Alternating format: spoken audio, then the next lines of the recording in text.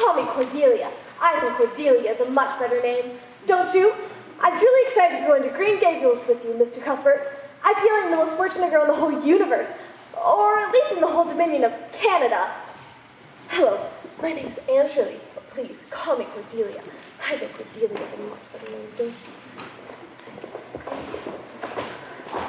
There she is, at the end of the platform. Well, it's a boy I've come for. Mrs. Spencer was to bring a boy over from Nova Scotia here to Bright River, and I was to take him home to Avonlea.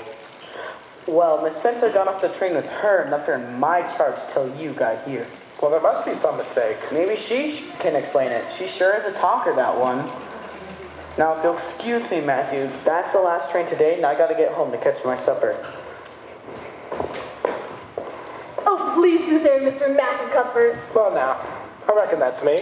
Hello, my name is Anne Shirley. Yes, I heard you saying all that quite earlier. You were talking kind of loud. Oh yes, we tend to do that where I come from. I was beginning to be afraid you were coming for me. If you hadn't, I was going to go back down the tracks and climb that big cherry tree and spend the night in it. You're not a boy. But I can climb all the same, and I wouldn't be the least bit afraid. I'd pretend the blossoms in the moonlight were columns in the castle. Well, I guess I can't leave you here. I'll take you home and see what Marilla says. The buggy and the horse are waiting in the back. I'll carry your bag. Oh, I can manage it. Oh, my worldly goods are in it, but it is heavy. Oh, would you look at that? Isn't that beautiful? What is? That tree over there. What does it remind you of? Well, now, I don't know. A bride, of course, with the misty vow. I don't ever expect to be a bride myself. I'm so homely, nobody would ever want to marry me, except maybe a foreign missionary. Not only am I homely, but I'm also thin.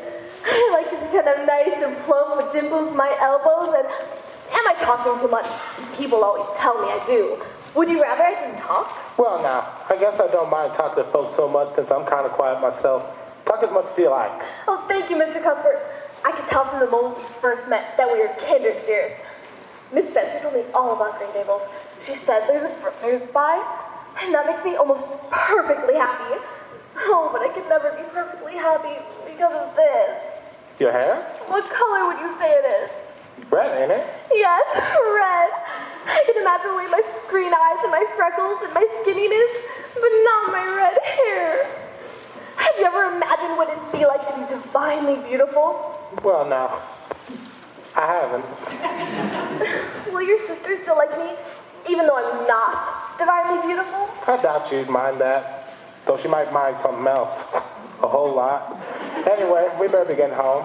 Oh, what an angelic sound. I don't think I'll ever get used to it. Well, let's hope you get the chance to. Come along now. Miss Spencer told me all about Green Gables. I pinched myself from the elbows up, practically, hoping it wasn't a dream.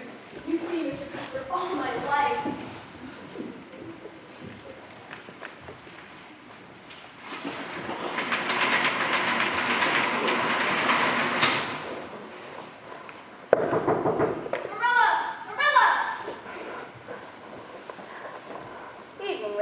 Marilla, are you all right?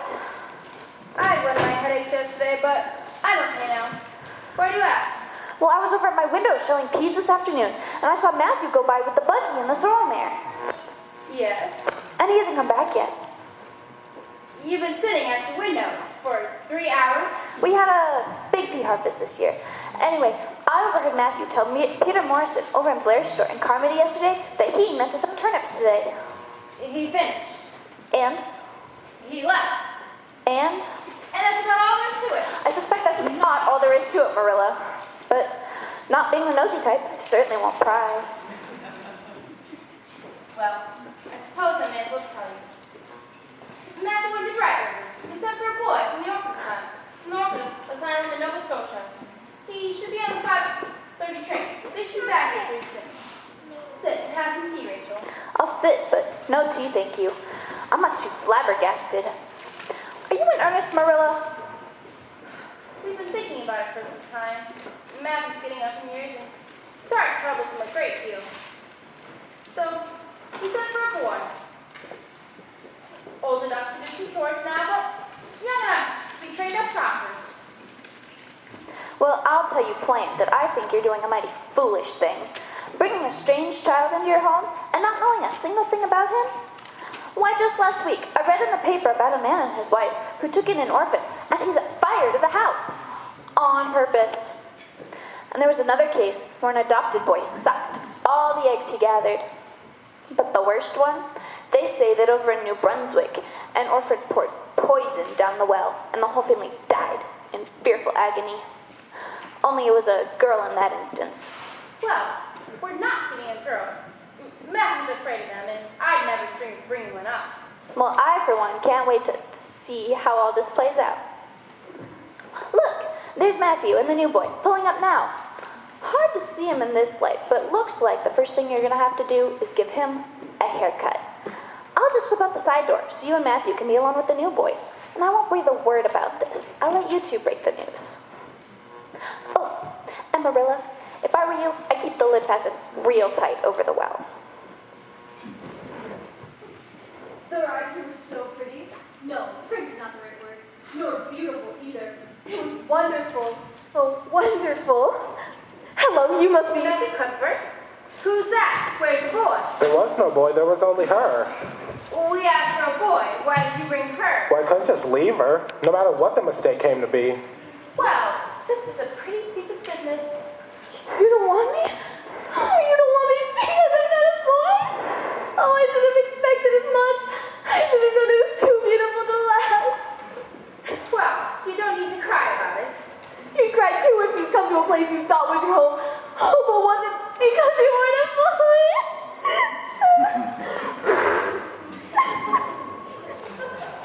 Well, you can stop crying now. We're not going to turn you out of doors tonight. Well, what's your name? My name is Anne Shirley. Oh, but please call me Cordelia. What's wrong calling you by your real name? It's so unromantic. Fiddlestick. It's a good, plain, sensible name. Very well. If you must call me Anne, please call me Anne spelled with an E at the end. All right. And spelled with an E. Can you tell us, how did this mistake come to be? Oh, well, Miss Were Spencer... there no boys at the orphan asylum? No, in abundance. Oh, but Miss Spencer thought you wanted a girl. Oh, Mr. Cuthbert, why didn't you tell me back at the station you didn't want me and leave me there? Well, now, If I hadn't seen the white way of the life or the lake of shining waters, it wouldn't be quite so hard to leave. What on earth does she mean? this new name she gave Barry's Pond in the apple tree grove.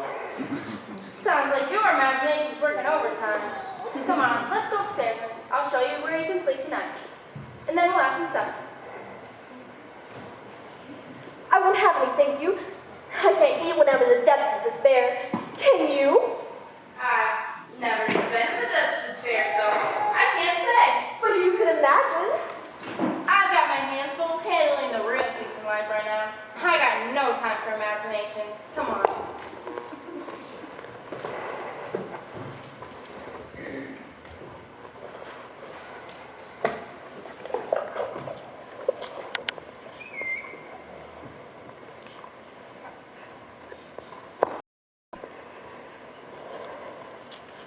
You can unpack your things first and then come back down. If you still don't want any dinner, you can at least say goodnight. We'll send her back to the orphan asylum tomorrow. Well, now, Matthew Cuthbert, you never light up that pipe unless something's weighing on your mind. Well, what is it? well, it seems kind of a shame to send her back when she's so set on staying here. You mean to say you think we have to keep her? What good would she be to us? Well, we might be some good to her. I believe that child has bewitched you. Well, she's a real nice thing. Interesting, too. She took my arm off coming home from the station. Oh, she's a talker, all right. But that's nothing in her favor. Anyways, we need someone who can help you with the chores. I could hire a local part-time boy and to keep you company. I'm not suffering for company. I don't aim to keep her. And I wish you'd go outside of that pipe. I'll go put the mare away.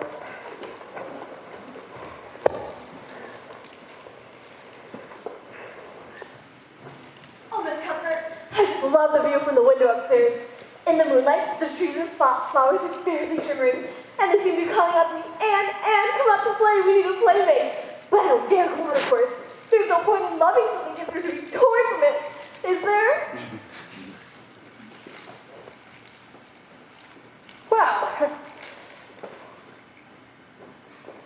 Well, you might go start by going upstairs, getting ready for bed. And when you're done, don't forget to say your prayers. I don't know how. You don't know how to say your prayers.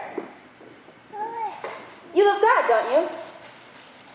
Well, he gave me red hair, so I've never been very fond of him. Young lady, I can see you need some strong religious training, and we'll start right now by learning how to say your prayers. Kneel down here with me. Repeat after me. Now I lay me down to sleep. Now I lay me down to sleep. Why must we kneel to pray? Wouldn't we be close to heaven standing up? Never mind. I pray the Lord my... Never mind. You're old enough to pray on your own. Just thank the Lord for his blessings and ask him humbly for what you want. Okay. Dear Father, I thank thee for the white wave delight and the lake of shining waters. And that's all the blessings I can think of right now. As for the things that I want, they're so numerous I'll only name the two most important.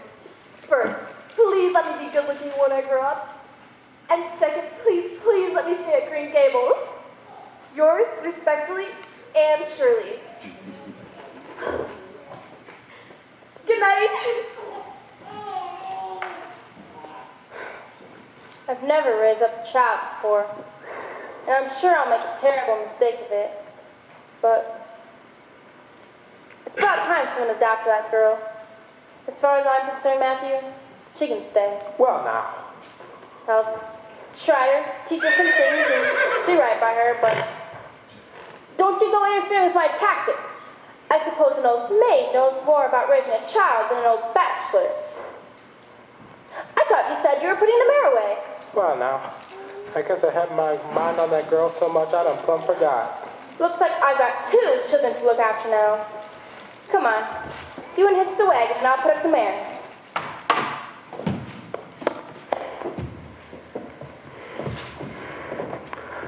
Good morning, Miss Lee.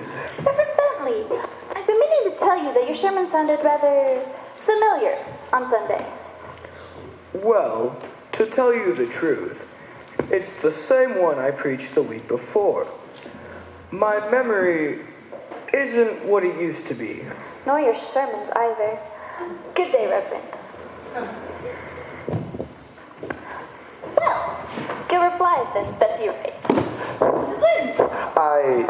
We didn't expect to see anyone out this early in the morning. That seems quite obvious. I was just on my way to the Cuthberts to look over the new boy that was just adopted. He'll be going to your school, no doubt. And we will certainly welcome him, of course. It's nice to see the students helping each other with their studies.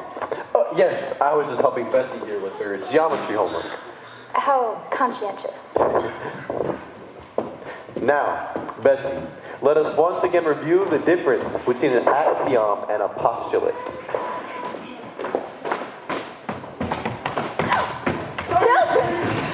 Children! If I had to do it all over again, I'd only have 10 instead of 12.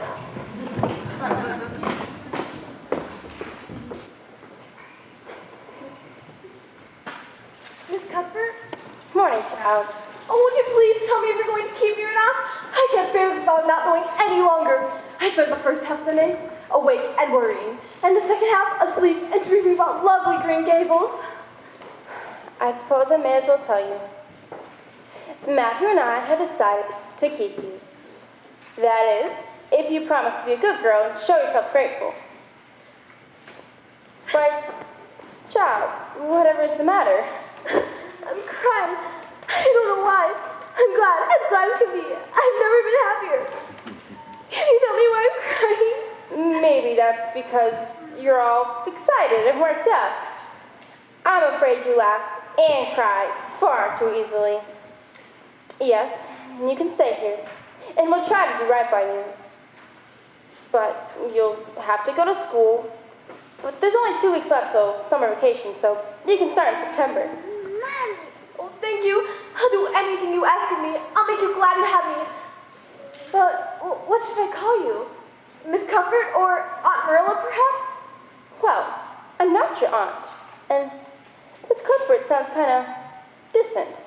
So you can call me just plain Marilla. It sounds awful disrespectful to call you just plain Marilla. Not if you speak it respectfully. And you can call Matthew just plain Matthew. Oh, thank you, Miss... I mean, Marilla, now that I have a home here in Avonlea, do you ever think I'll have a bosom friend? What kind of friend? A bosom friend. A truly intimate friend to whom I can share my innermost secrets. Diana Barry's the nearest little girl. Her house must be the one by the Lake of Shining Waters. Her hair isn't red, is it? I couldn't bear the thought of having red hair and a bosom friend. It's bad enough that I have it myself. No, Diana's a pretty little girl with black hair.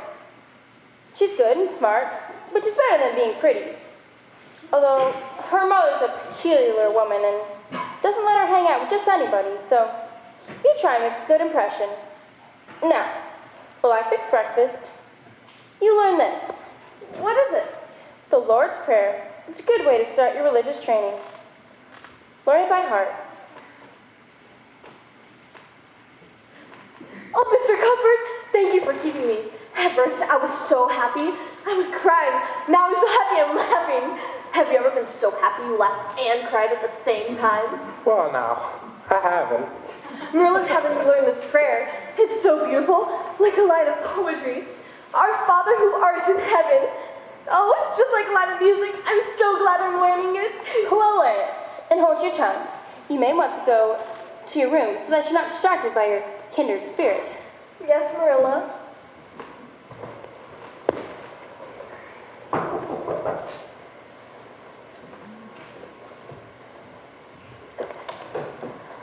Morning, Marilla. Matthew, where's the little boy? It's a little girl. The orphan asylum made a mistake. So you're gonna send her back, of course. No, we're not. Matthew took a fancy to her, and I have to admit, I sort of like her myself. But you know nothing about her, or her disposition, and you, with no experience raising children, there's no guessing how a child like that could turn out. But I don't want to discourage you, Marilla. You won't.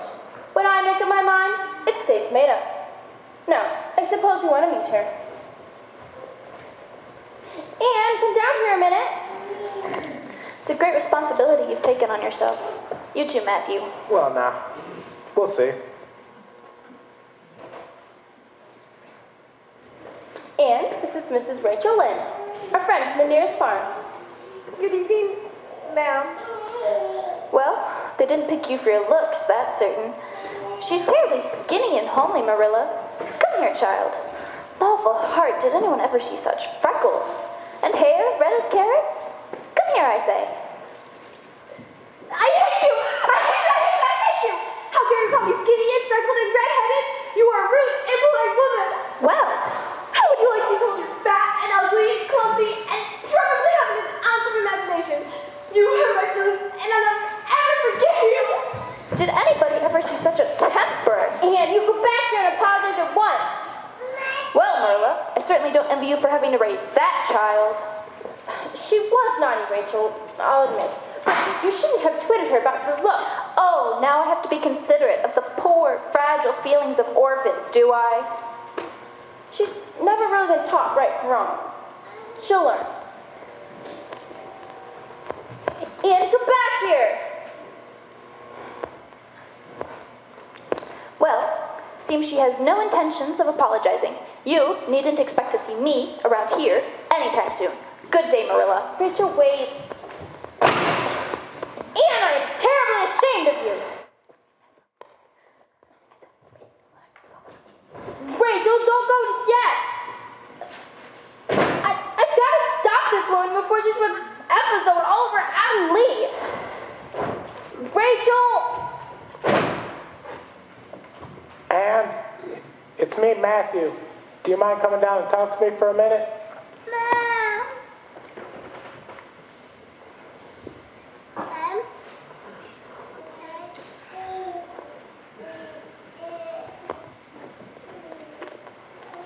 And I think you better apologize before they come back. Apologize to Mrs. Lynn? We'll just smooth things over, so to speak. Well, I suppose I could do it for you, Matthew. But it's so humiliating to apologize when she started it. Still, I'm glad to do it for you. Just smooth it over. Well, look, here they come back now. But don't tell Marilla I told you anything. She'll think I was interfering with her methods.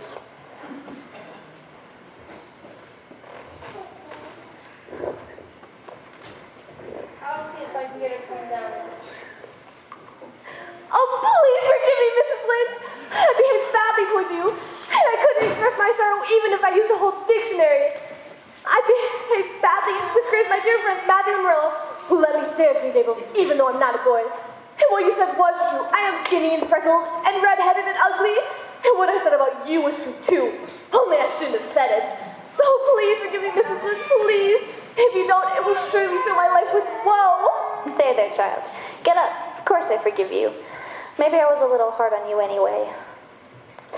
And anyway, don't mind your red hair. I knew a girl once who had hair red as yours, but when she grew up, it turned into a real handsome auburn. Oh, thank you, Mrs. Lynn.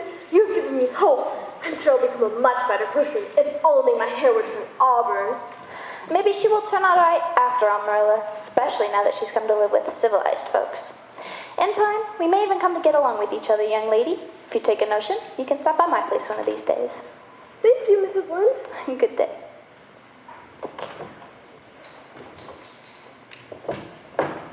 I apologized pretty well, didn't I? Maybe a bit too well. But I meant it, I really did. I'd never do anything to purposely embarrass you or Matthew. I believe that, but you're going to need lots of moral guidance, even more than we can provide. We'll get you started at Sunday school and church right away, but let's go upstairs to your room and see what you have to wear for a Sunday dress. If necessary, we'll ride into town after breakfast to find one. How wonderful. And on the way there, I'll memorize the Lord's Prayer while taking in the glorious atmosphere of my new surroundings. I'm so excited, I may not say a word the entire trip. Thanks be to goodness for that.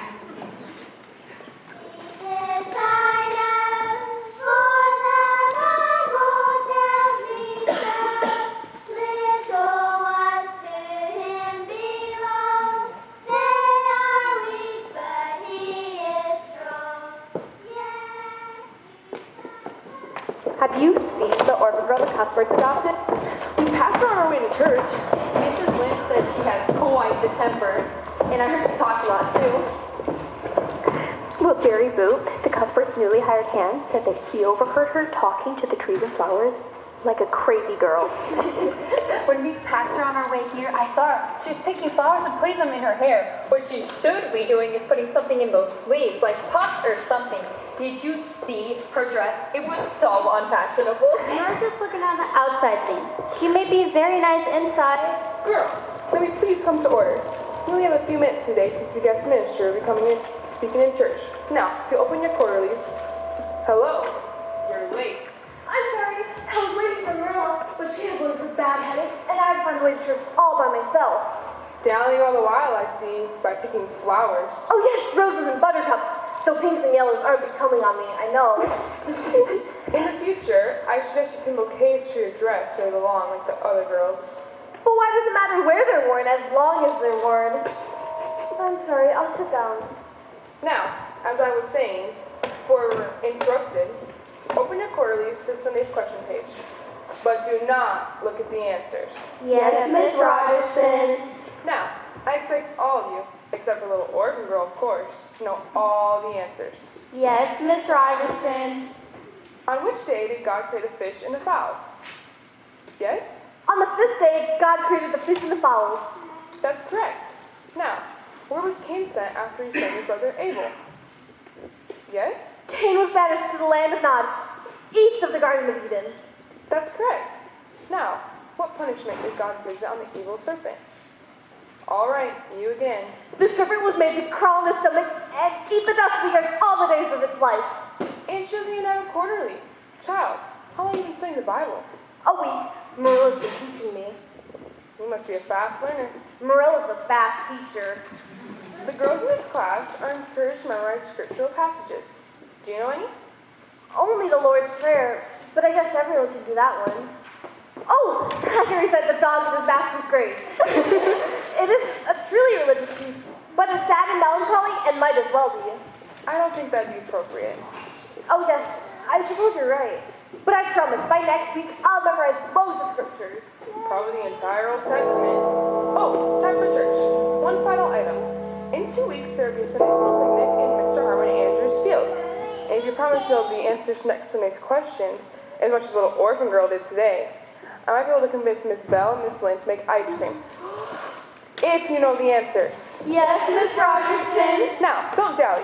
Go meet at your pews in church. I hear the guest minister is quite punctual.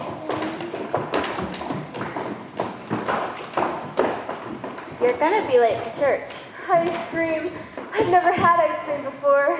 You at the picnic? It's near the pond where I live. The Lake of Shining Waters. Lake of Shining Waters? I like to give fancy names to things. You must be Diana Barry. I am. My name is Anne Shirley. We live very near each other.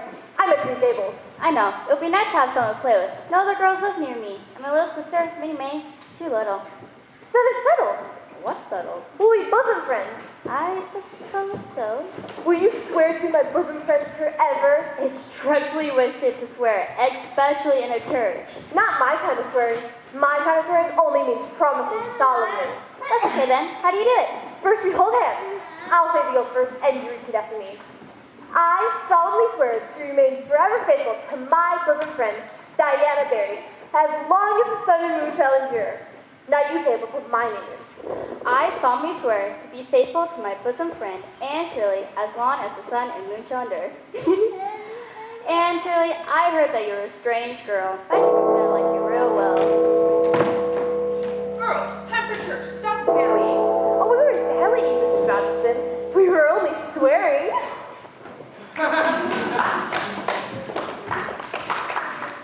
Hurry up, Anne. Your company will be here soon, and I've got to leave.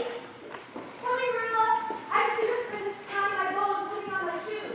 You'd been ready in plenty of time if you hadn't spent half the morning sitting on the wood pile talking to Matthew, chattering a mile a minute, and him taking it every second like a perfect ninja. But I had to tell him all about my Sunday school picnic yesterday. How do I look? As well as you should. Oh, thank you for letting me wear my Sunday best, Marilla. Against my better judgment. But you have to wear your best dress when you're entertaining your best friend. Is everything ready? Oh, it seems to be. Strawberry preserves, cookies, and I'll make the tea when Diana gets here. There should be some leftover raspberry cordial on the second shelf of the cabinet. You can have that too. Raspberry cordial. I'm here, Marilla. Coming, Rachel? No. The minute Diana leaves, you'll need to get Matthew and the hired hand their supper. They'll be back from the vessel pretty soon. And when you're cooking, make sure to keep your wits about you. And when you're washing the dishes, make sure not to get suds on the floor like you did last time. Now, you and Diana have a nice visit.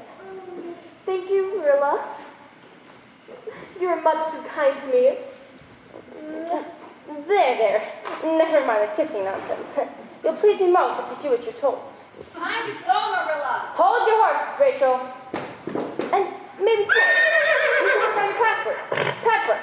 And maybe you can even finish it.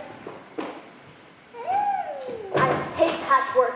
I wish time passed as quickly as I'm sewing as it does when I'm playing with Diana. Okay, is everything ready?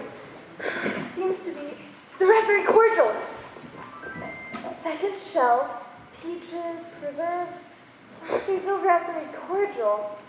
This must be it, right next to the shelf. And some glasses too.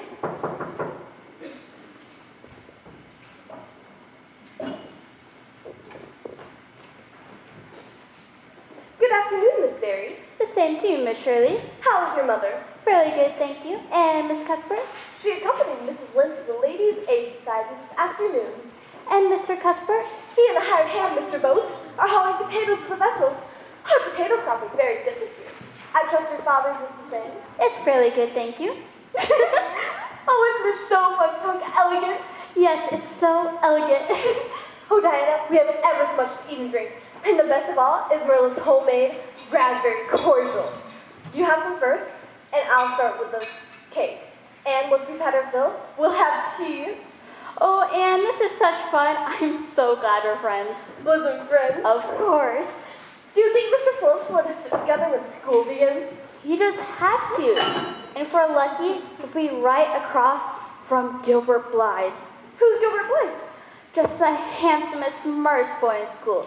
He teases the girls something terrible. Torments our lives out. It's wonderful.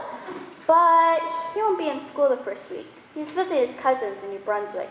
Well, I, for one, will manage the first week of school just fine without the presence of Mr. Gilbert Blythe. Oh, Diana, I've come up with the most wonderful name for that little patch of birch trees when we built our playhouse. Idlewild, what do you think? It's perfect. I'm enraptured by the name. Idlewild. This is the best raspberry cordial I ever drank. Everything Marilla makes is the best. She's teaching me to cook too, but it's all uphill. I start daydreaming and forget things.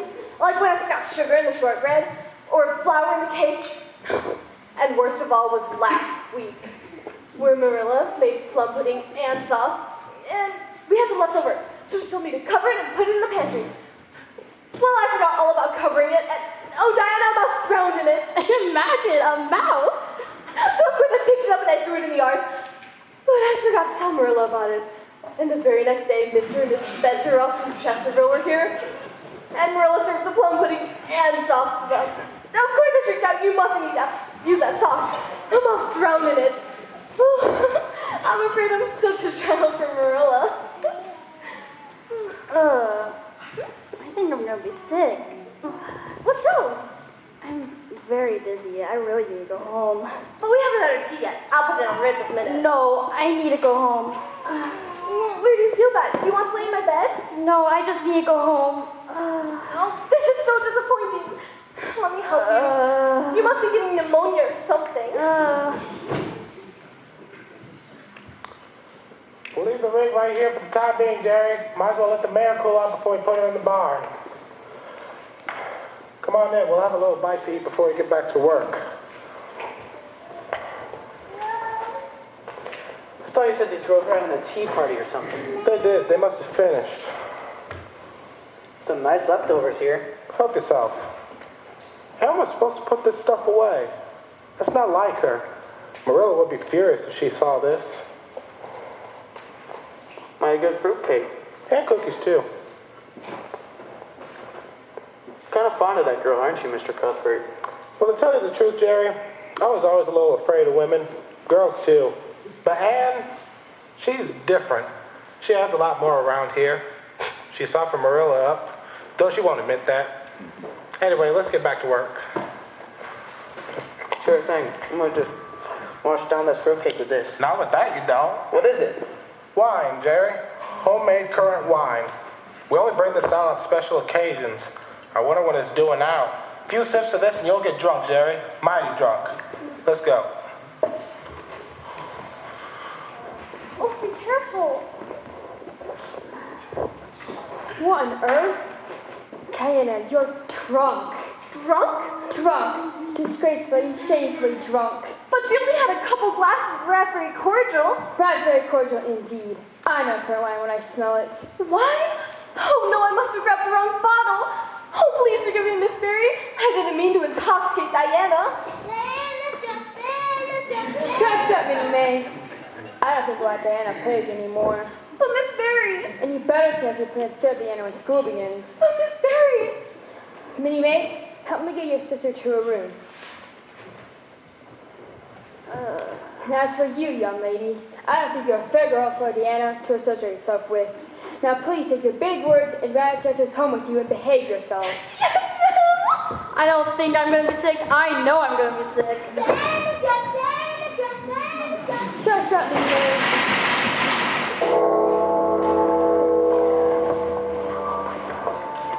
Charlie, Paul, stop that! Get away from me, Jimmy Glover. Why can't you go be nice to this girl like Moody McPherson? Moody Spurgeon McPherson is a good boy because he's going to be a minister when he grows up. Isn't that right, Moody? Yes, that's my purpose in the picture. So I have to set a good example early on. Well, I'm going into politics and getting elected to Parliament, so I don't have to be nice. Help! Cut it out! No one's going to be anything if we're late coming from recess. Mr. Phillips said we had to be seated by a second bell or we'll be punished. Has anyone seen Diana? She always sees me at recess. I saw her sitting on a big maple tree. Look at those boys scampering down. Gilbert Blythe climbed the highest. Isn't he irresistible, Anne? He's handsome enough, but he shows off too much. Half the girls are dead on him. I'll bet you are too. He's much too bold. Tying girls' hair and braids and knots when they aren't looking. And on his first day back, he breathed at me. Well, he did. Come on, we're going to be late. I'm not dead on with Gilbert Blythe, that's right. And I'm not the only one who isn't. Hurry, Anne, before the second bell rings. I just gotta find Diana. Oh, there she is. Diana, since your mother forbade us from hanging out before or after school, recess is the only time we can talk. What's this?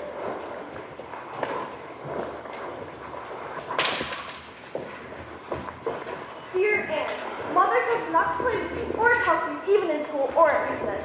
Please don't be cross with me because I love you as much as ever. I miss you awfully to come and see you soon. I made you a bookmark out of red tissue paper. When you look at it, remember me, your true friend, Diana Berry. I've got to write you back. My own darling Diana. Of course I'm not cross at you. You have to obey your mother. But our spirits can still commune. Yours until death do us part, and, or Cordelia Shirley. P.S. I shall sleep with your letter under my pillow tonight.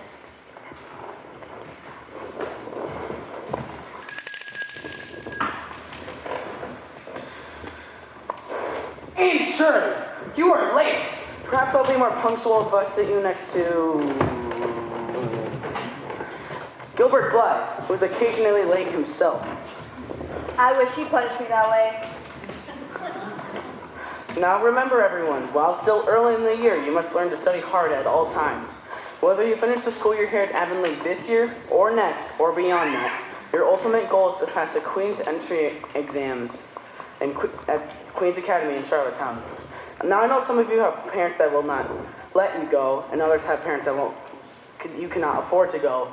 But one day, assume you'll be taking those exams and you'll do your best to pass them.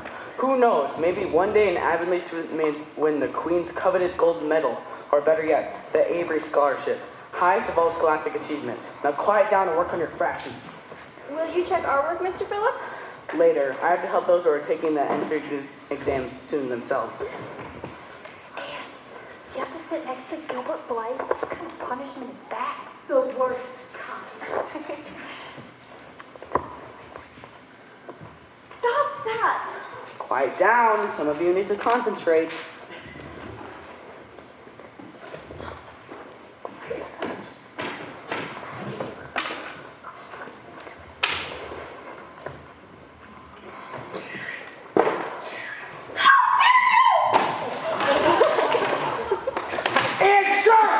What is the meaning of this? It was my fault, Mr. Phillips. I teased her. I'm sorry to see a pupil of mine display such a temper. Please don't take it on her, Mr. Phillips. It was all my fault, I swear. Annuals, come up to the front of the class holding this slate above your head till class is dismissed. And Shirley must learn to control her temper. Now, if all of you are done with working on your fractions, you may talk quietly, very quietly. Poor Anne. I can't watch her in her humiliation. Her face is so white. Her freckles stick out like red spots. What do you mean, poor Anne? Oh, Gilbert, I think he broke his brain. I'm serious. I agree. Gilbert is the smartest student in school. Anne looks so sad up there. Well, it's her fault. She's too sensitive about things. I mean, Diana has black hair and Gilbert calls her a crow all the time. Well, there's a difference between a crow and a carrot. Figured you'd take her side, Charlie Sloan. Everybody knows you're dead gone on Anne anyways. I am not. Well, my mother said that, your mother said that, you said that Anne's the smartest girl in the class. Oh, she is. She's smarter than Gilbert.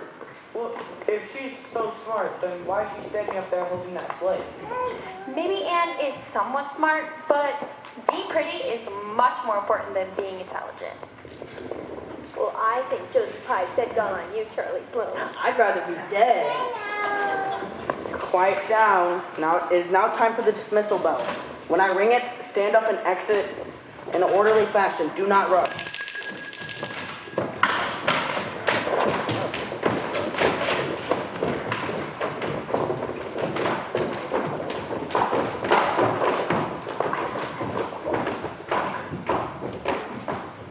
I'm awful sorry I'm in front of your hair, Anne. Please don't be mad at me for keeps. You know, here's this chocolate for you. I brought it all the way from New Brunswick.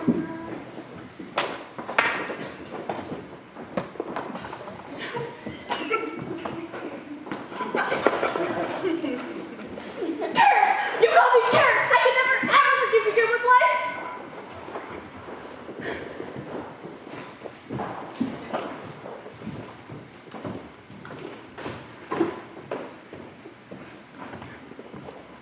No, Diana! You mustn't beat me! Your mother forbade it! I've been humiliated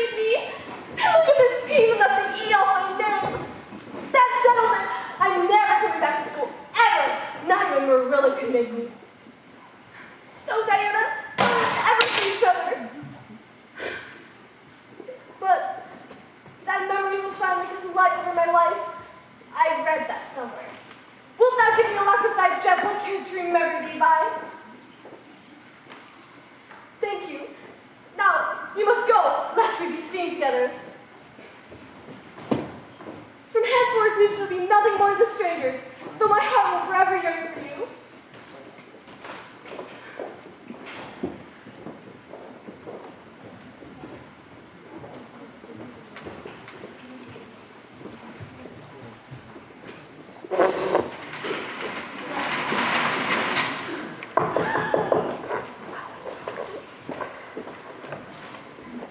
Is Marilla ready? She'll be down in a minute. She's sending to Anne. Is the little thing sick? If she is, it's probably about that whole business of quitting school. I'm glad you took my advice and didn't make her go back. Anyway, she's not missing much. That Mr. Phillips is a terrible teacher. If his uncle weren't a trustee, he wouldn't have the job. Let's just hope this year he leaves when Percy Andrews goes to Queens. You think Anne will ever want to go back to school? Of course. And the less fuss made about it, the quicker she'll go. Well, when she does, I'd like her to have a nice, pretty dress just like all the other girls. Matthew Cuthbert, for once, I agree with you. Perhaps you could pick her out a dress over at Carmody's in Blair's. And I'll give it to her as a Christmas present. That way Marilla will let her wear it. If I can't find one I like, I'll make it myself. With one of the little puffy things as the sleeves. Puffs. Of course. It'll be the latest fashion. Sorry to hold you up, Rachel. And Mrs. Lynn's here. Come down and say goodbye to us. We'll be gone for a couple days. Matthew, you ought to come with us. Half the town's going. Might be your only chance to see the premiere of Canada in person. Matthew's not big on political rallies. Oh, maybe he's afraid I'll embarrass him in front of everyone when I ask the premier why he won't give women the vote. Goodbye, Marilla. Mrs. Lynn. Have a safe trip to Charlottetown. Lawful heart, child. What are you doing wearing that awful granny cap? She doesn't have headlights, does she? No, she's okay. That's a relief. Come here, child. Let me see if your hair's turned auburn yet. No, it's still red. We'd better be getting going, Rachel. We've kept your husband waiting long enough. And you and Matthew take care of each other, and I'll see you tomorrow night. Marilla, is that a lock of loose hair on your coat? Lawful heart looks green. Can't be, Rachel. No such thing as green hair.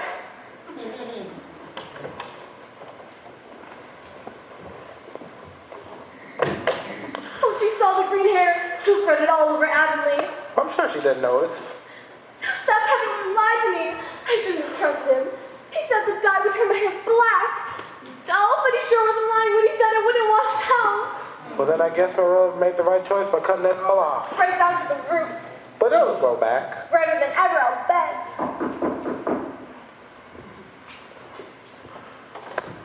Mr. Cuthbert, Well, now, I reckon that's me. I'm Miss Susan Stacy. Won't you sit down? No, thank you. I'm in rather a hurry since I'm calling on several families today, although a number seem to be on their way to Charlottetown. And you must be Anne. Yes, Miss Stacy. I've heard a lot about you. Good things, I might add. I'll head straight to my business, Mr. Cuthbert. I hear the teaching position in Avonlea may become available next year. Mr. Phillips is leaving? It's not definite, but I've been encouraged to apply. I'm from Montague, and I'm a Queens graduate. I was second runner-up for the, I think for the Avery Scholarship. However, I don't say these things to boast, but merely to state my qualifications. Well, you sound qualified to me. Can you start right away? Well, thank you for your votes of confidence. And I like Avonlea, and I would love to teach here. But I want to teach students who have ambitions beyond Avonlea. And you see, well, I don't expect you to answer right away, but I would like you to think about it. And if the position ever comes up, I'll be sure to call on you. Miss Stacy, I'm going to go to school right now. But I meant if you were the teacher. That wouldn't even be until next year.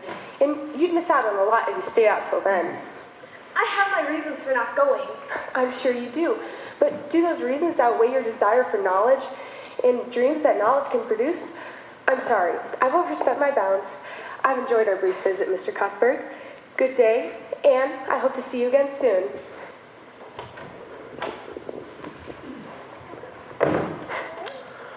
Well, I'd send you to a place like Queens even if I had to knock over a bank to do it. Oh, Matthew! But of course, we would have to do something in order to not resort to robbery. Of course, if you wanted to go to Queens with your friends, you'd have to be headed back to school soon. I bet you'd be mighty pleased if I won that gold medal worth better get the Avery Scholarship. The best thing to do is just do your best. That'd make me the proudest.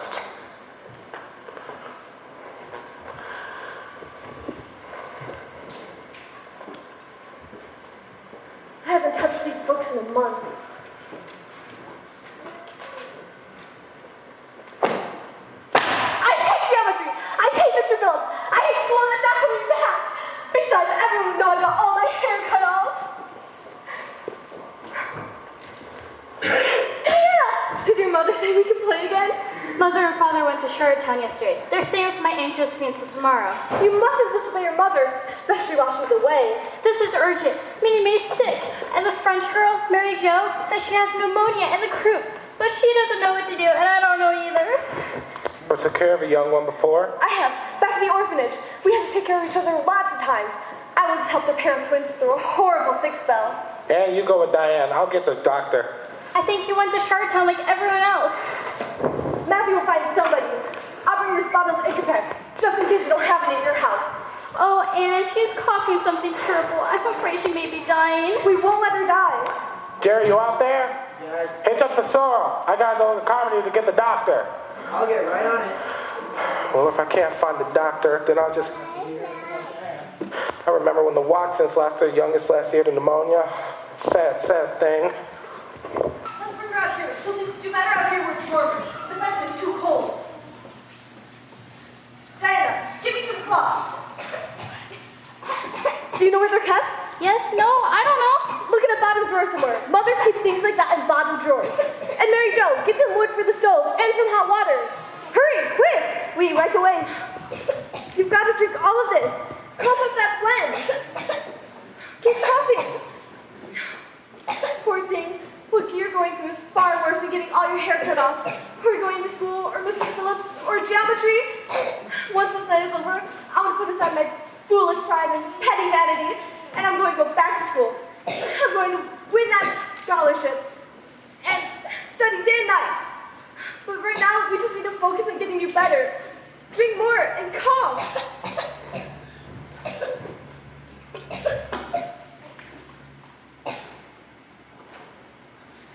Diana, pray. I think there's a Bible verse somewhere that goes, God is in his heaven and all is right in the world. Keep saying that, and get more cloths and water. Hurry.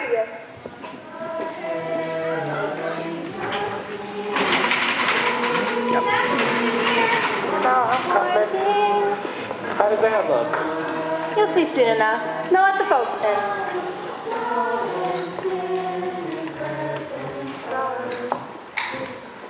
Well, that was some mighty fine singing, folks. You deserve a reward. Had 2 awards already. Had the Gilseys, the Pies, the Blythes, and we got 3 more stops to make. Where's Anne? Still getting ready. She has to look perfect tonight. She's the star of the program. She's one of the stars. Ruby's reciting too. And so is Gilbert. Anne says you're singing a solo, Diana, and that you're real good too. Well, I'm not nearly as good a singer as Anne is a reciter. When she recites, "Curfew shall not ring tonight," it sends chills up and down my spine. Well, she's been practicing it all over the house today. Hardly had time to open her presents. Minnie Mae, did you bring Anne's gift? I left it in the sleigh. Well, go get it. Hermione baked Anne. They had heard things for Minnie Mae do with us this Christmas. The doctor said Anne saved her life. Well, I know Anne was equally as grateful when you came right over here and asked for forgiveness regarding that other matter. I remember how she flew out of here when you said she could play with Diana again. And they were sitting together the very next day. And when Anne came back to school, her hair made her look like a perfect scarecrow. Well, her hair should grow back faster than a scarecrow's. Merry Christmas, everyone! Merry Christmas. Anne, your dress, it's beautiful. Matthew got it for me. It's the most perfect Christmas present.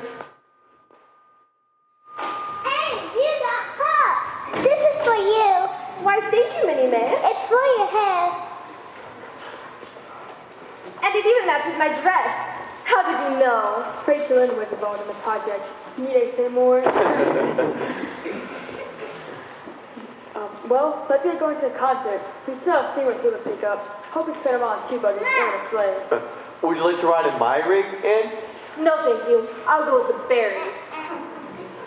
Anne is staying with Diana tonight, so Matthew and I will go in our own buggy. And we'll see you at the concert.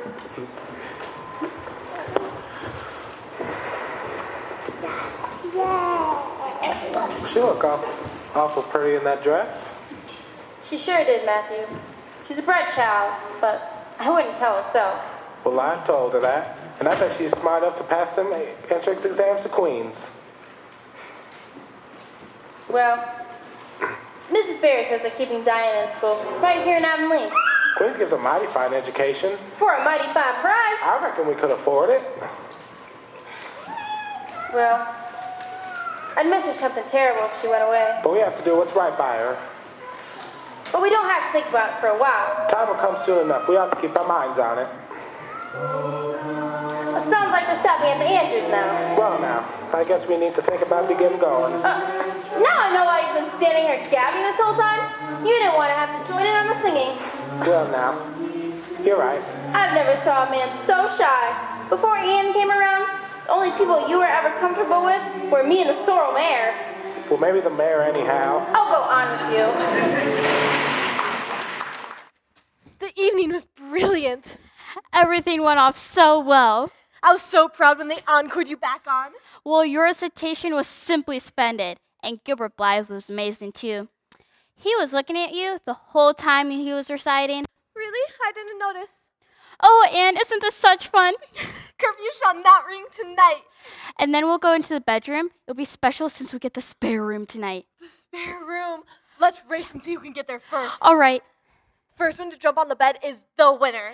Then we'll put our nightgowns and read far into the night. This is such fun. On your mark. Get set. Go. Ah! Who was that? What was that? Oh, Anne, I think that was my Aunt Josephine from Charlottetown. She's old and rich and prim and proper. I had no idea she was here. She sure will scold us dreadfully. There you are. You were the worst behaved girl I ever saw, and your parents ought to be ashamed of how they brought you up. Oh, Miss Barry! Who are you? And another thing, I will not pay for your music lessons as I promised your father. But Miss Barry! Who are you? And another thing, I will not stay for the 2 weeks as planned. I will return to Charlottetown tomorrow, taking with me any monetary considerations I had for this family. But Miss Barry! Who are you? And another thing, who are you? My name is Anne Shirley. I live at Green Gables. Oh, you mustn't blame Diana, jumping on your bed like that. Diana is a very ladylike girl. Oh, I mustn't, huh?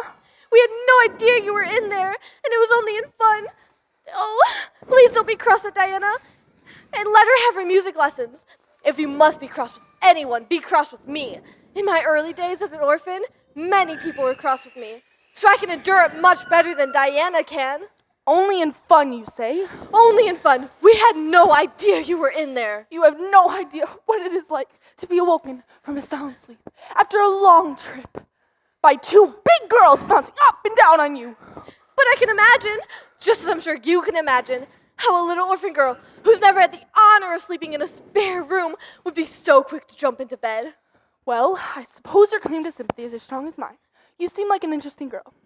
As you, Miss Barry, seem like a kindred spirit, even though you don't look like one.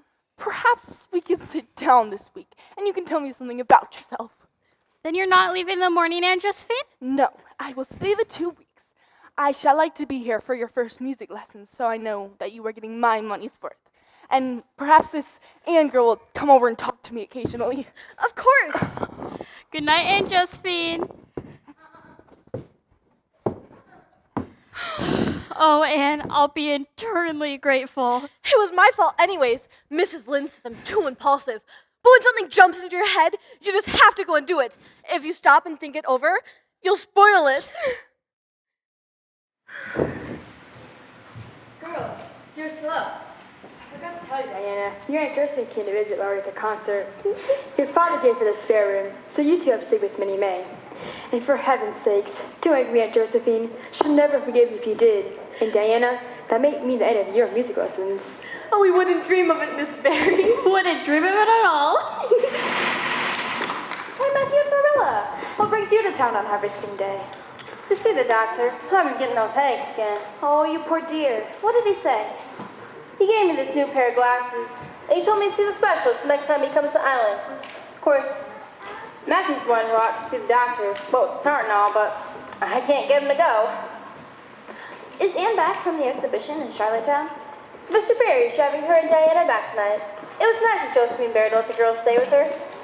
I always thought that woman was an old sourpuss, but she sure took a shine to Anne. Like everyone does. Matthew, I saw your rig parked outside the general store, and that old mare looked awfully thirsty to me. Well, now, we need to be getting going anyway, Marilla. Let's go. Why don't you go water the mare? I have a new recipe I've been meaning to talk to Marilla about. She'll be right along. Marilla, does Matthew still have his money in Abbott's bank? Every penny we've got. I hear the bank's a little shaky. Mr. Abbott's getting awfully old, and he's letting his nephews run the place. You might think of putting your money someplace else. I'll mention it to Matthew. Thank you, Rachel.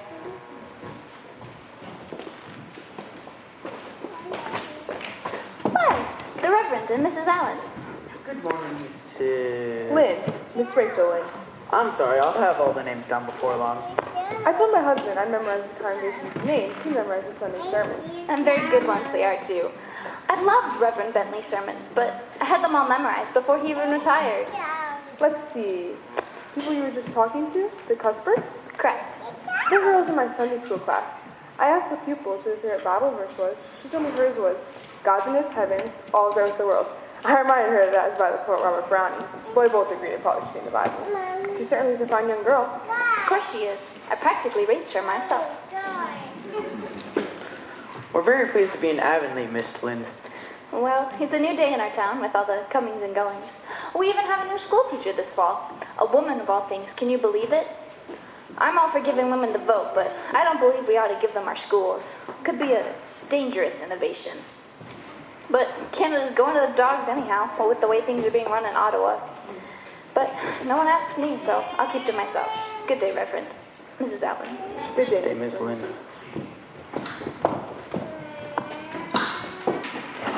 It's a wonderful party, Diana. Here, let's do. Well, this will be our last convenience until school begins. I so look forward to our new teacher. Although it was a sad occasion when Mr. Phillips announced he was leaving, but not too sad. We all cried. Convincingly, I thought. You know, this gathering has been so divine. However, I can think of only one thing that would make it absolutely perfect. And what would that be, Carrie Sloan? A small, friendly game of I dare you. Let's do it. And then when we finish our tea, we'll go out in the garden and do them. Ruby Gills, I dare you to climb the big willow tree outside the front door. But it's got green caterpillars in it. I know, that's why I dared you. All right, I will. Jane Andrews, I dare you to go out in the garden and hop on your left leg without stopping.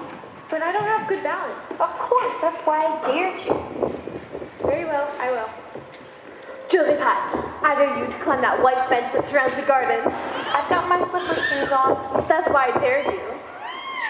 Okay, I will. And I dare you and Shirley to walk the ridgepole on the roof. But high places make Anne dizzy. I know, that's why I dared her. Josie Pye, it isn't fair to dare anyone to do something so dangerous. Anyway, Josie, you've already given one dare. That's all you're allowed. Don't do it, Anne. No, I must! My honor is at stake! No, Anne, it's too dangerous. I shall walk that ridgepole on the roof or perish in the attempt! I'll even be first! I've got to see this. Wait! Someone help me take these teacups to the kitchen. Mother will kill me if I don't. She's gonna do it! Look at her, climbing up that ladder! She's up on the roof! She's taking your dare so proper, Josie Pye. Oh no, I can hear her up on that roof. Be careful, Anne. The slant on that roof is very steep. She's on the ridgepole. Good job, Anne. I knew she could do it. She showed you, Josie Pye. Come out and look, Diana. Oh no, Anne, don't wait for me to see. Why is she swaying? I think she's slipping. Anne, be careful. Grab the ridgepole. Grab the ridgepole. If you fall, try to land in the bushes. Oh no.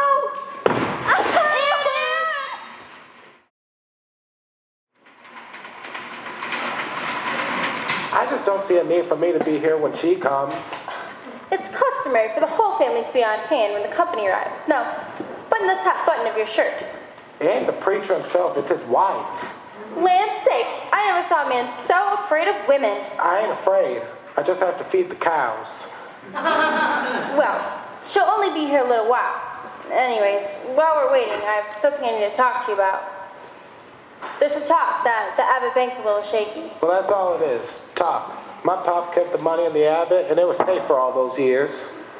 Times are changing. I'd feel better if we put what we got over in the savings bank. Just think about it, will you, Matthew?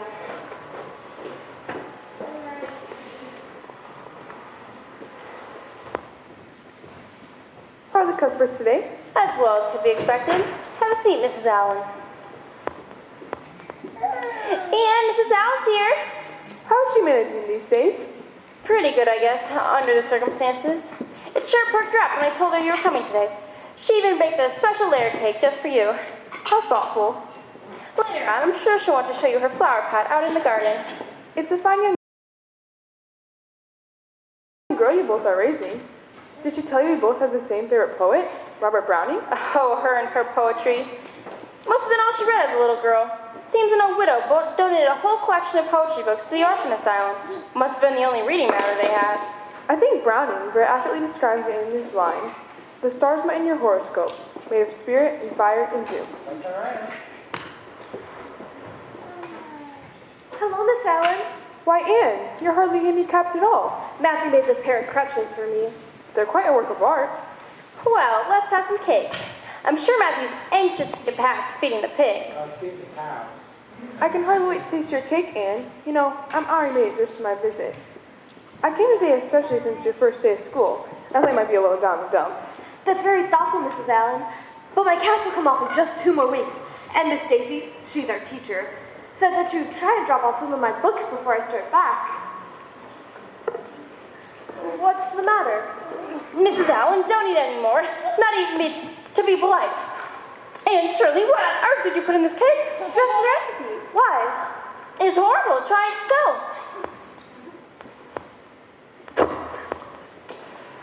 What flavoring did you use? Just vanilla. It's in the cabinet.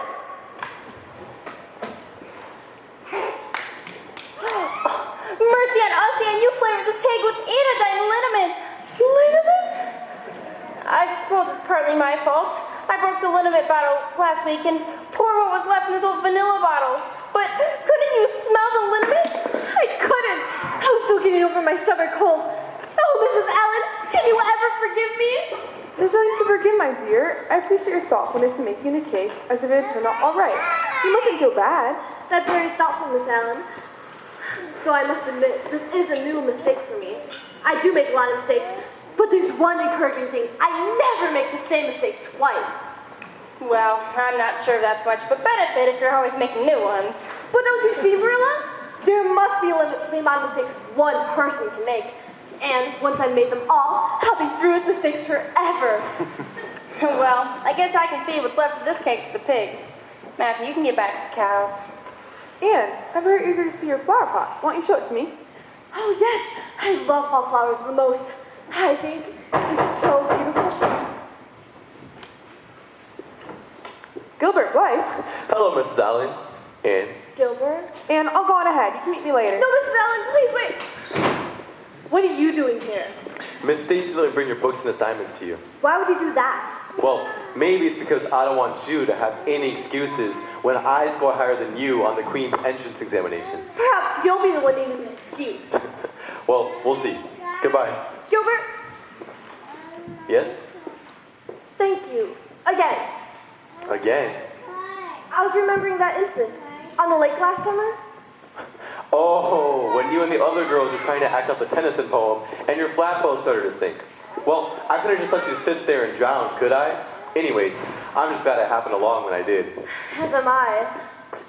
And has it ever occurred to you that we might possibly be friends? It has, somewhat. I'm awful sorry I made fun of your hair that one time. Besides, that was so long ago. I think your hair is awful pretty now. Honest, I do. Carrots!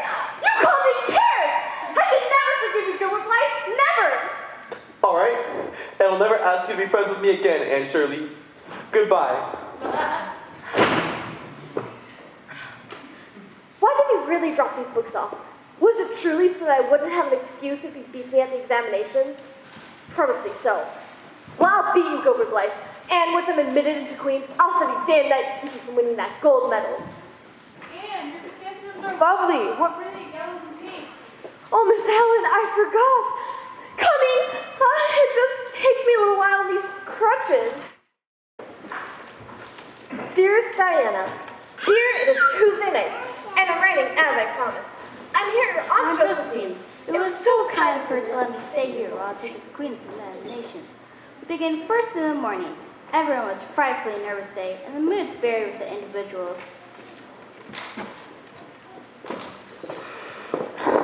My hands are cold as ice. Feel my hands, Josie. Ooh. I think I'm gonna fail algebra. I really think I am. Charlie, you have to be more positive. Okay, I will fail algebra. I know I will. Well, I've been studying with Anne, and she knows everything. I'm sure she'll do well. Even if Anne does pass, I don't think she can handle the grind of studying to be a teacher. Besides, everybody knows that Gilbert is going to do better on the exams than Anne. Jimmy Glover bet that write a whole dollar that Anne will do better than Gilbert. The Bible says we shouldn't bet. Where does it say that? 5, 16, 12, 72. Moody Spurgeon, what are you doing? Counting my multiples. He's been saying them for 3 hours. They calm me down and steady my nerves. Now, please, don't interrupt.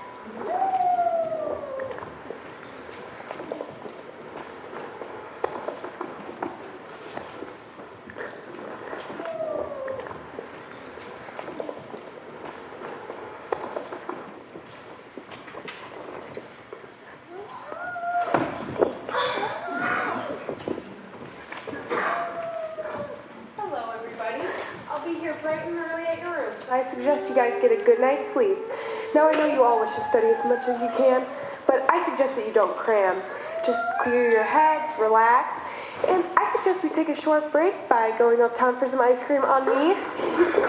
I'm very proud of you all, and I wish you the best of luck tomorrow morning.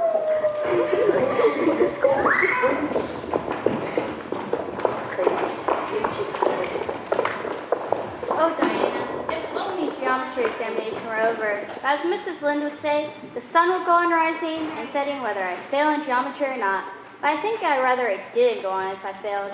I was so much that you were here with me. Yours devotedly, and... Diana, where are the dishes? They wash themselves, you know. Coming, Mother. Matthew, Marilla, I'm home. Home. How I love you, Green Gables. Love you to pieces. And you too, Matthew. Well now, how'd you get along? I don't know. I have this creepy crawling feeling I didn't pass. But I'd rather not pass it off I didn't beat Gilbert. I mean a certain someone. Marilla! Oh, it feels like it's been much longer than 3 days. More like 3 years. How did you do? She thinks she failed. I don't believe a word of it. Well, if she did, that means she wouldn't be going away next year. When will you know?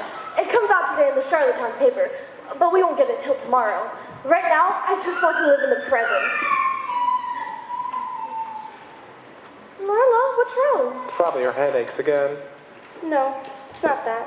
It's just, I missed you, and I'm glad to see you. And I fear you'll be gone next year. If I pass. And anyways, by then the service trend will be up, and I'll be able to come home every weekend. You've grown so tall, stylish. You've been quieter now. I just wish you could have stayed the way you were, even with your funny little ways, but you've changed. I haven't changed. Not really. I'm still that little Anne who loves you and Matthew and Green Gables more and better every day. Well, now you've got me all mushy and silly acting. Come on, put on your everyday clothes and help me feed the chickens. I would love nothing better. Diana! Oh, Anne, I'm sorry I didn't knock. I know it's impolite, but this is urgent. Look, you passed. What?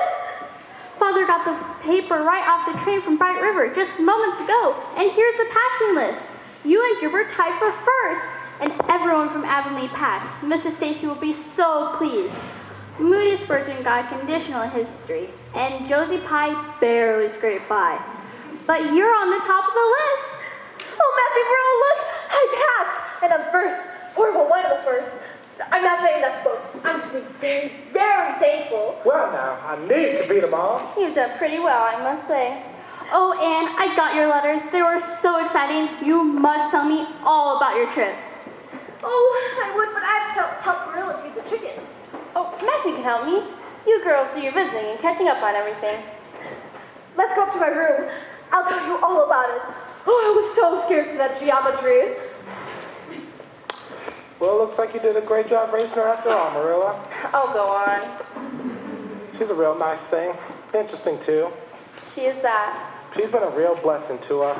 There was never a luckier mistake than what Mrs. Spencer made, if it was luck. Now, I believe it was Providence, because the Almighty saw that we needed her. Matthew Cuthbert, are you going to sit there gabbing all day or help me feed the chickens? I was feeding the cows. You're always feeding the cows. They're going to get as fat as Rachel Lynn. We'll wait for you in the parlor, Josie.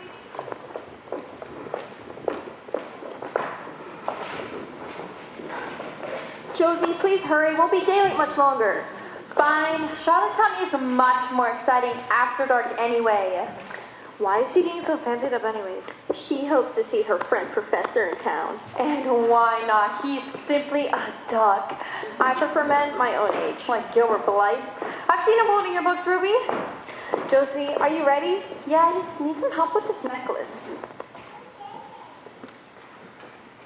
Is Anne coming? No, she's studying, as usual. She's determined to get her first class teacher's license in 1 year instead of 2. I couldn't imagine of finishing in 1 year. I can't wait to come back to the academy. Besides, my father can afford it. You know, when Anne decided she would finish in a year, Gilbert did too. I wonder why. Hello, everybody. You better get going to town before dark, or else we'll have to be escorted. We're being detained by Josie's jewelry. Come with us, Anne. You can't study all weekend. Why study if we all know Emily Clare or Lewis Williams are going to win the gold medal? Or Gilbert Blythe. Or Anne Shirley. In fact, I'll bet Anne could win the Avery Scholarship if Queens were awarded one. Okay, I'm ready. At last. You sure you won't come, Anne? I'm spending the night at Josephine Barry's house tonight, so I can't. Oh, how nice. Remember how we used to go home every weekend before Christmas? We were so homesick then. And we didn't have so much homework to do. Look, there's Gilbert on the front porch. He can walk us into town. Goodbye, Anne. Have a nice time at Miss Barry's. We were so homesick then. Well, some of us still are. Oh, how I miss Matthew and Marilla. They're probably coming in from the field right about now. They'll talk about the crops, the pigs, the cows. Will they talk about me? Do they miss me as much as I miss them? Hey, girl. Aunt Josephine Barry. Oh, would you be terribly offended if I called you Aunt Josephine? I would be terribly offended if you didn't. I'm so excited to be spending the night at your house. Will you stay the whole weekend? Of course. Or I can only stay one night, actually. I have exams. Well, we will make the most of one night. I had my prepared fancy roast turkey with all the trimmings. How does that sound? Wonderful. Come on now, the judge will be waiting. By the way, did I see that Blythe boy on the porch? I think so. A nice young man, and a good match for you, too. You think? I do.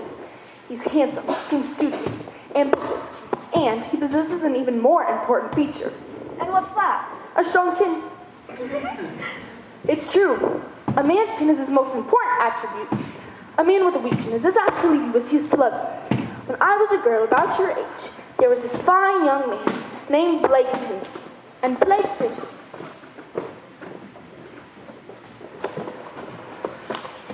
I think it's this way. Don't you know? You brought us to the academy. But that was a year ago by buggy. This year we went by train. Rachel, you've been to Charlottetown before. Only to the fairgrounds and to see the premiere with you that one time. I think maybe it's this way. Well, if all fails, we can always ask for help. Miss Cuthbert. Mrs. Lynde, you're going the wrong way. Miss Stacy, you're a beacon in the fog. We haven't seen you since you left Avonlea. I wouldn't miss the graduation of the best students I ever had. I only wish they went off to college. Queens was about as much as we could afford. Who can afford to send their child through college. Josie Pye's father could, but I doubt she'll pass the entrance exams. I hear the teacher's position is open again in Avonlea? Yes, and Gilbert Blythe applied for headmaster. We haven't had a man since Mr. Phillips. Imagine me calling Gilbert a man. Come follow me. We don't want to be late.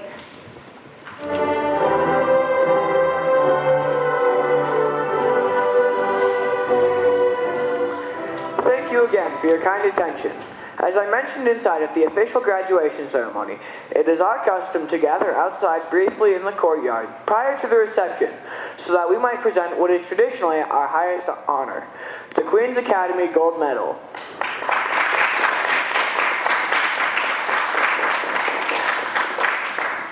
I am very pleased to announce this year's recipient, a student who has shown outstanding qualities, both personally and scholastically, from Avonlea, Prince Edward Island, Mr. Gilbert Blythe.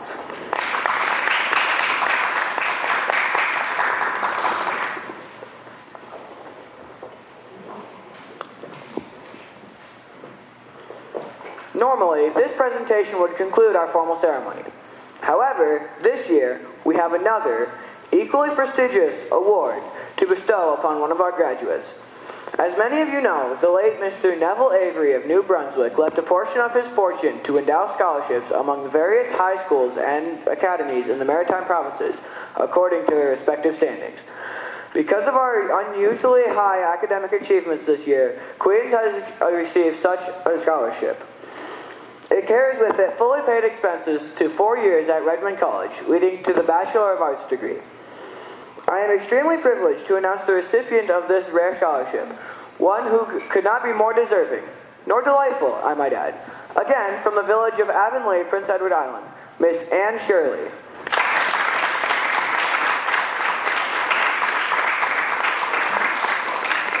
And now, I invite all our friends, family, and alumni to join the faculty and graduates for the reception and refreshments on the green. This year's ceremony has officially concluded.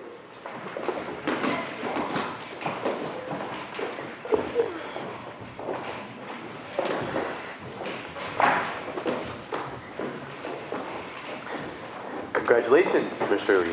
And the same to you, Mr. Blythe. I should be going. Oh, look, there's Marilla and Matthew, and Mrs. Lynn, and Miss Stacy. How nice of her to come. Oh, and Diana, dear, dear Diana. What are you looking at, Moody Spurgeon? First in line for the cookies. Diana, pour a glass of punch for me. I'm coming.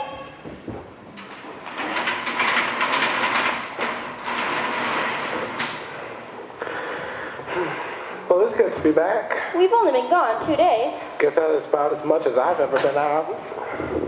So where's Anne? Still gabbing with Diana, I reckon. Goodbye, Diana. I'll be over as soon as I unpack. Green Gables, how I miss you. I'm going to spend every minute this summer memorizing you before I go to Redmond. Oh, Marilla, let me help you with the luggage. Oh, no, child, you rest a little. You've earned it. To get that first class teaching license and that Avery scholarship all in 1 year? Well, well. Matthew, please get the mail. You mind your heart, though. Well, I guess I better get the mail and feed the chickens. Matthew, let's all take a rest today. Oh, no. There's always so much to do, even on a farm. I just wish I had been the boy you sent for. Then I could help you with everything before I go to Redmond. Well, now, I'd rather have you than 15 boys. Now, it wasn't a boy that got that scholarship, wasn't it? It was a girl. My girl who I'm proud of. Oh, Matthew!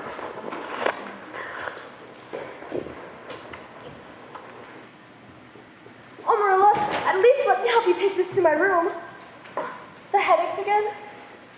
They come and go. But next week, the specialist is coming to the island. And this time, I'm going to see him. Oh, these bags are heavier than when you left. I brought home every single one of my books. Most people give them away or sell them to friends. But I couldn't part with a single solitary one.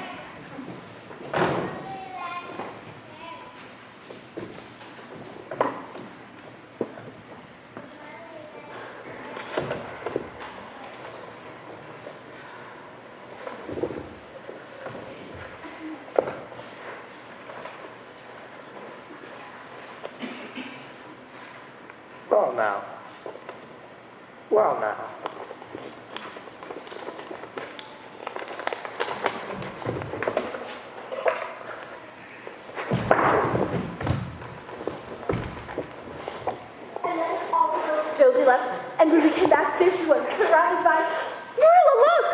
Matthew, what's wrong?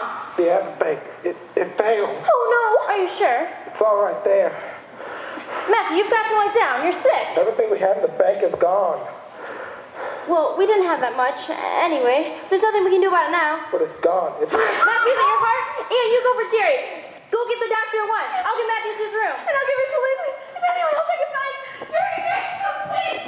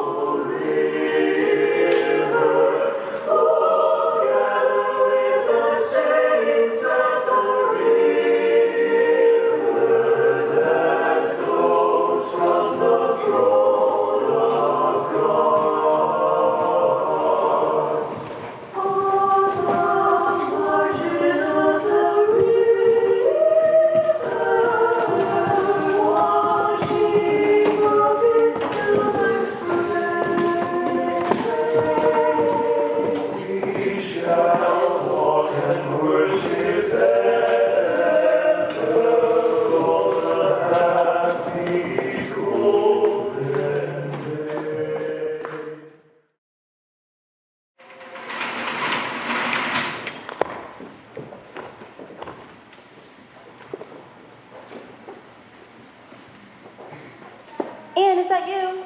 Yes, Marilla. You're going to be late for church. Where have you been? I woke up early and went to the cemetery. I visited Matthew's grave, and I planted a rosebush. A white Scotch rosebush. Those were his favorite. Oh, Marilla, what will we do without him? We'll just have to do with each other now. I hope you know that I love you as much as Matthew did. It's never been easy to say things with the heart, but I hope you know I love you as much as my own flesh and blood. Oh, Marilla.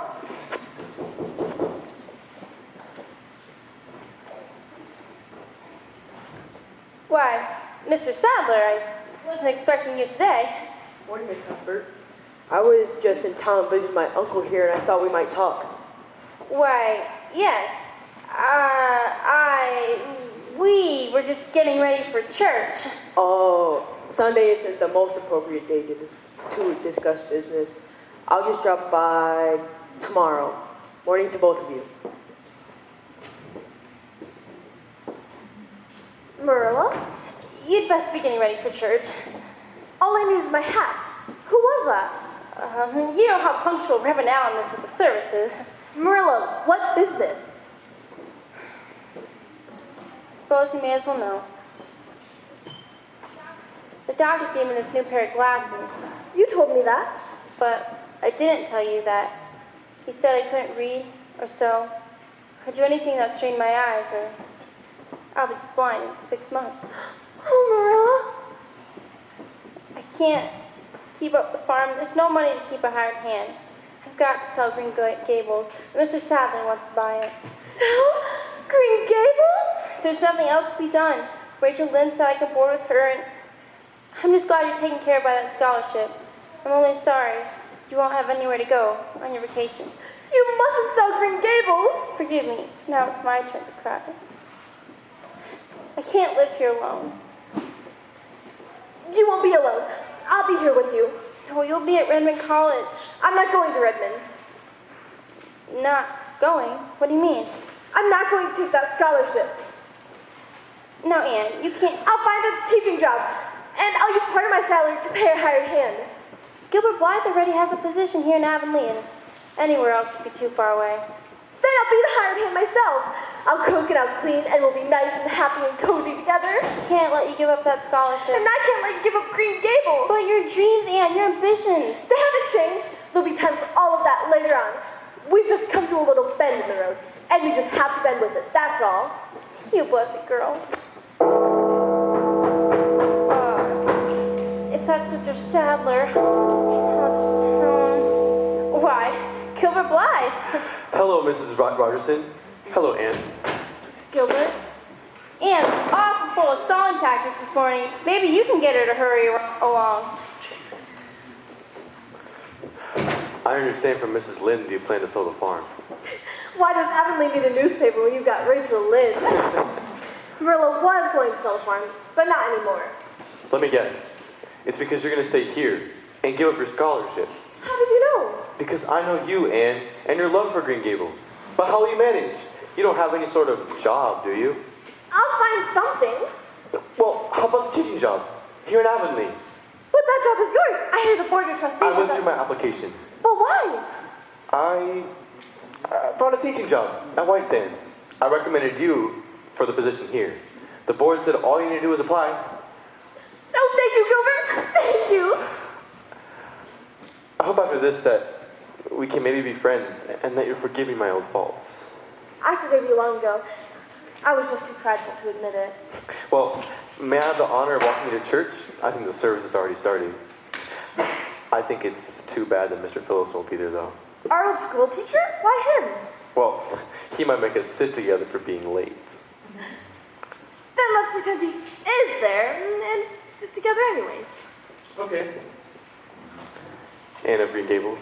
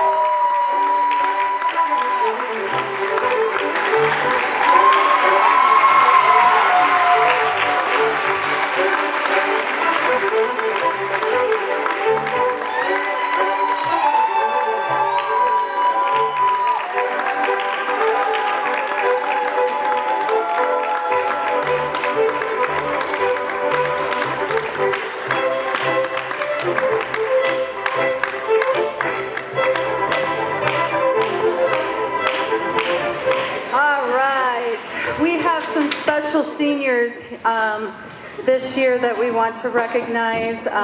Some of them have been with me the whole time that I've been here. Some of them are new. And it's just been, they are so talented. Can we give them another round of applause?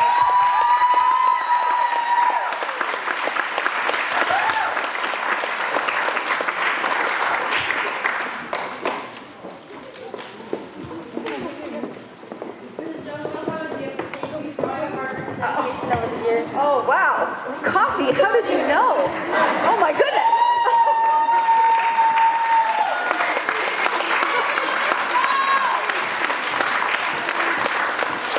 Okay, no, I think I got it. Okay, all right. So first here next to me is Vanessa Smith, and we have a gift for her.